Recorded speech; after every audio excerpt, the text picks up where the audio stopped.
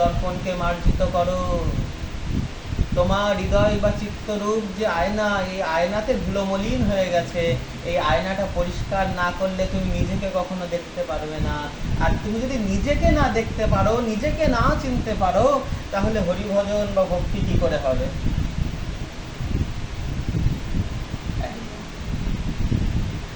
এই জায়গাটাই কথা। আমি কে? পুরুষ, ছেলে, কারোর বাচ্চা, কারোর ভাই, কারোর দাদা। কত ভালো ছিলে, কত ভালো ছিল, কত ভালো, সবাই সবাই কাঁদছে, কিন্তু সে দাঁড়িয়ে দাঁড়িয়ে দেখছে। আমি তো মারা যাইনি, আমি তো দাঁড়িয়ে রয়েছি। ওরা যে বলছে ছেলেটা মারা গেল, এই তো আমি।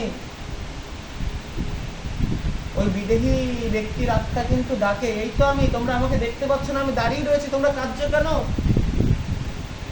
দেখো দেখো আমি দাঁড়িয়ে রয়েছি। সবাই দেহটাকে ঘিরে কাঁদছে, হায় হায়, আমার বাবাটা মারা গেল, আমার ভাই ছিল জানো কত ভালো। সবাই কাঁদছে।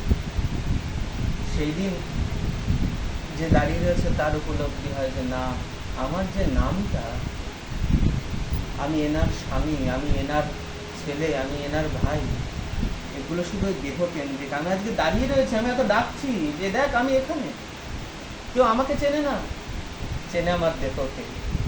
ওই দিন ওই আত্মার আত্মোপলব্ধি হয়।